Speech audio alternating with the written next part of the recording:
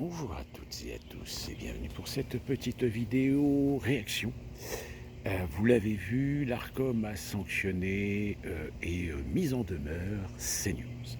Alors évidemment sur les réseaux sociaux, il y en a pas mal qui sont en train de se branler, qui voient déjà la chaîne condamnée, qui voient déjà la chaîne suspendue, qui voient la chaîne déjà supprimée. Sauf que c'est pas le cas. Mais en revanche, remettons un petit peu de contexte, cette décision de l'Arcom fait suite aux plaintes déposées par Reporters sans frontières. Donc si vous voulez, c'est un petit peu l'occasion d'essayer de remettre du sujet et de recentrer l'opinion, tout du moins les sensibilités de gauche contre la chaîne CNews. Alors certains se défendent, oui, mais c'est pas la seule. Regardez, France Inter et France Radio France ont pris aussi. Je dis oui, ils ont pris aussi. Mais vous voulez qu'on fasse un petit récapitulatif proportionnel de tous les signalements qui ont été faits à l'Arcom, les décisions qui ont été prises par rapport à ces signalements, le nombre de signalements qui ont été déclarés nuls et non avenus. Et je pense qu'à mon avis, vous ne pourrez pas échapper au fait que oui, il y a une volonté farouche de faire en sorte de ne pas laisser CNews avoir une forme d'influence sur l'élection présidentielle. On l'a vu, la gauche est complètement en déliquescence, à tel point qu'elle organise plusieurs manifestations, elle organise des concerts, je crois que c'est LFI qui organise des concerts pendant la fête de la musique. C'est-à-dire que là, en fait, ils vont profiter que des gens sortent pour la fête de la musique, et donc ils s'approprient la fête de la musique. C'est-à-dire qu'il y a une sorte de... Ils vont monopoliser finalement la fête de la musique, qui est une fête populaire, qui n'est pas, qui n'a rien de politique, mais ils vont en faire un outil politique. Ils vont nous faire un outil idéologique, puisque par le biais des manifestations, des marches et des concerts qu'ils vont faire, en leur nom, eh bien, ça va être une forme de prosélytisme. Ça va être une campagne. C'est-à-dire que vous avez le malheur de passer, juste passer, hein, eh bien, vous allez, on va vous donner des stickers, on va vous donner des tracts. Donc ça, c'est bien l'instrumentalisation de la fête de la musique à des fins politiques. Ben oui, parce que, de toute façon, on le voit bien, vous savez, depuis plusieurs vidéos, je vous explique que les partis politiques en général font des enquêtes d'opinion. C'est-à-dire que ce sont comme des sondages, mais des sondages qui restent internes, qui ne sont pas publiés. Et bien ces sondages aujourd'hui laissent toujours le RN au second tour. Alors contre qui? Et bien c'est justement là, c'est là que la bataille va avoir lieu. Sauf que le problème, c'est que faut la gauche unie. Sauf que la gauche unie, c'est chacun veut sa part du gâteau. Roussel, Faure, Tondelier, Autain, Mélenchon, Ruffin, qui a d'autres? Enfin, il y en a, voilà. L'autre, là, celle de Force ouvrière, là, le clone de la Guillet, là, je ne sais plus, à chaque fois, je ne me souviens jamais de son nom. Plus d'autres candidats qui, évidemment, on est d'accord qu'ils passeront jamais le cap des 500 signatures, mais qui captent en réalité de l'électorat pour le négocier le moment venu avec les partis qui, eux, auront la porte ouverte pour aller candidater au premier tour des élections présidentielles. Sauf qu'évidemment, il y a un poil à gratter par rapport à l'opinion, et ce poil à gratter, c'est CNews. Même si CNews, on est d'accord, a perdu de l'audience. Elle a perdu de l'audience parce que son positionnement par rapport à la guerre israélo-américano-iranienne, bon, je crois que pas besoin de vous faire un dessin. D'ailleurs, petit aparté, Trump se satisfait qu'un accord serait trouvé. Sauf que vous verrez que Israël va encore une fois faire capoter le truc, parce que l'accord négocié a été fait entre les Américains et les Iraniens. Les Israéliens n'ont pas été conviés à la table des négociations. Je pense que je n'ai pas besoin là non plus de vous faire un dessin de ce qui va se passer peut-être dans les jours à venir. Néanmoins, aux États-Unis, on voit qu'il commence à y avoir un petit peu un slogan qui dit si Israël veut faire la guerre à l'Iran, eh bien qu'elle le fasse, mais qu'elle le fasse avec ses moyens. Sauf que les États-Unis ont un accord d'alliance avec Israël. Donc si Israël fait jouer cet accord d'alliance, mais que les États-Unis ne répondent pas, eh bien dans ce cas-là, Israël peut très bien condamner auprès de la communauté internationale un défaut, un non-respect d'une règle établie, signée, datée, etc. Mais de toute façon, Israël ne lâchera rien. Jusqu'à ce qu'à un moment donné, ils se rendent compte qu'ils n'ont plus les moyens. Mais déjà, je pense qu'ils n'ont plus les moyens. Mais évidemment, on ne le dit pas. Donc, si vous voulez, on le sait que de toute façon, ils veulent essayer de faire en sorte de trouver la faille pour pousser l'Arcom à condamner sévèrement CNews jusqu'à peut-être lui retirer son antenne. Sauf que s'ils l'ont fait pour C8 et Énergie 12, C8 et Énergie 12, c'était sur un renouvellement, non pas une suppression arbitraire. C'est-à-dire qu'ils n'ont pas renouvelé. Or, CNews, je ne sais plus, je crois qu'ils ont encore jusqu'en 2028 ou 2029, je ne sais plus. Donc évidemment, à moins d'une procédure, mais qui serait une procédure de censure, très claire, très nette, autoritaire, je ne vois pas comment ils vont faire pour pouvoir faire chuter CNews. Ou sinon, par des procédures, encore une fois de plus, arbitraires, téléguidées, manipulées, commanditées. Et là, évidemment, l'opinion, elle sera forcée de constater que ceux qui crient depuis des années au fascisme, la dictature, etc., en réalité, c'est eux qui ont l'action, en bonne et due forme, d'un fascisme, d'un totalitarisme, d'un autoritarisme.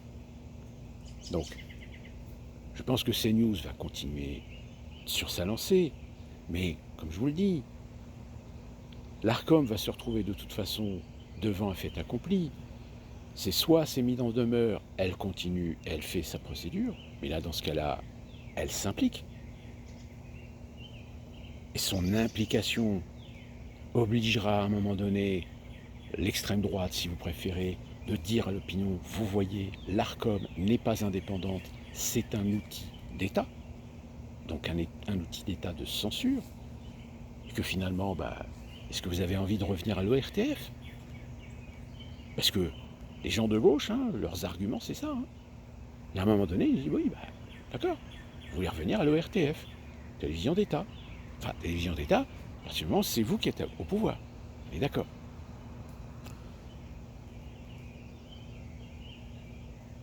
En fait, tout ce qu'ils vont gagner, c'est un effet stressant, c'est-à-dire à force de taper dessus, de taper sur les gens qu'ils considèrent comme fachos, d'extrême droite, à force de vouloir censurer, etc. En réalité, ils font le jeu de l'extrême droite. Mais comme ils sont tellement infantilisés, tellement immatures, qu'est-ce que vous voulez que je vous dise? Ils n'ont pas compris d'être un petit peu plus subtils, d'être un petit peu plus intelligents, d'être un petit peu plus stratégiques. Non, en réalité, ils se conforment à cet électorat qu'ils ont construit, c'est-à-dire un électorat infantilisé, hypersensible, qui ne réfléchit plus et qui va mettre un bulletin dans l'urne les yeux fermés. Sous le prétexte, évidemment, soit par militantisme envers la gauche et l'extrême gauche, soit pour lutter contre l'extrême droite, pour empêcher l'arrivée au pouvoir du fascisme. Sauf que la stratégie, évidemment, à qui elle va profiter? Elle va profiter, en fait, au centre droit, c'est-à-dire Édouard Philippe ou Gabriel Attal. Je vous dis, ne cherchez pas le militantisme ou la vérité ou la vertu dans ces actions. En réalité, tout est une question de manipulation. On veut absolument orienter l'opinion pour que majoritairement, elle ne vote pas au second tour pour le Rassemblement national. et mobiliser les forces vives de ce pays pour lutter contre l'arrivée de l'extrême droite au pouvoir.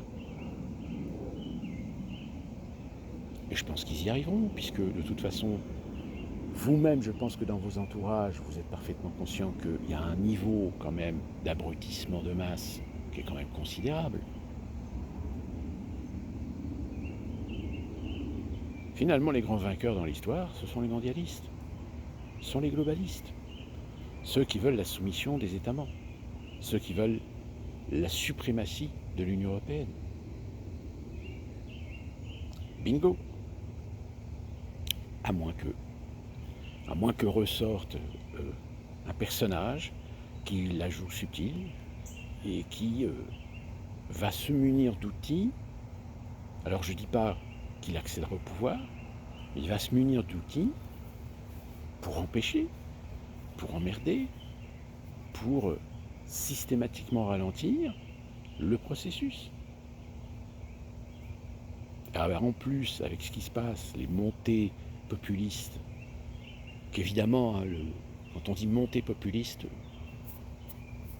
il y a une vidéo d'ailleurs qui circule en ce moment du fameux débat de 2017, je crois, où il y a un candidat qui accusait Asselineau d'être un complotiste et un populiste. Et Asselineau lui sort son téléphone et lui montre un discours d'Emmanuel Macron qui dit nous sommes le nouveau populisme.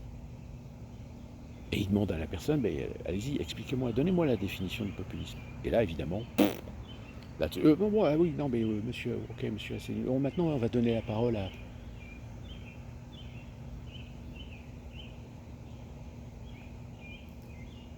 Je pense que vous allez à un moment donné être dans le déni de constater qu'ils vous prennent vraiment pour des cons.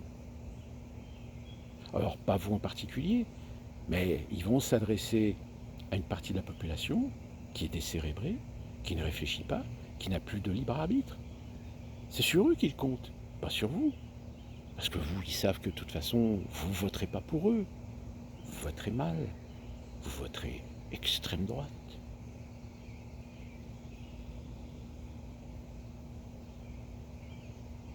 Est-ce qu'ils seraient capables éventuellement de faire de la fraude? Parce qu'à quelques semaines du premier tour, est-ce qu'à un moment donné, ils se rendront compte que les chances que Bardella ou Marine Le Pen, je pense qu'à mon avis ça va être Bardella, accèdent à l'Élysée, vous savez, ils en sont à un tel point qu'aujourd'hui ils sont capables de tout. Tout. Si ce n'est pas le candidat adoubé par le système, comme je vous l'ai dit, Édouard Philippe ou Gabriel Attal, ça se jouait entre ces deux-là. Si jamais il y a une menace qui confirme que ces deux personnes n'ont aucune chance,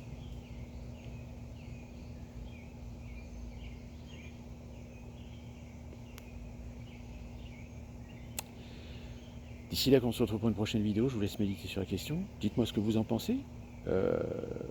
Est-ce que CNews mérite ces blâmes pour son manque de pluralité, alors que la pluralité, elle pourrait le faire, hein, mais quand elle invite des gens de gauche, les gens n'y vont pas. Et d'ailleurs, je pense qu'à mon avis, si CNews décide de porter plainte ou de contester, ils ont peut-être, et à mon avis, certainement toutes les preuves qui démontrent qu'ils ont invité autant des gens de droite, du centre, que de gauche, mais que les gens n'acceptent pas les invitations. Et que du coup, vu qu'ils n'acceptent pas les invitations, évidemment qu'il y a un manque de pluralité. Logique. Et là, dans ce cas-là, l'Arcom a fait un jugement arbitraire, un jugement en procès d'intention, parce que c'est CNews. Parce que CNews aborde des sujets qui, évidemment, éveillent les curiosités, réveillent peut-être aussi l'intérêt de ceux qui ont compris que les autres partis politiques, c'est de l'esbrouf. Plus mieux.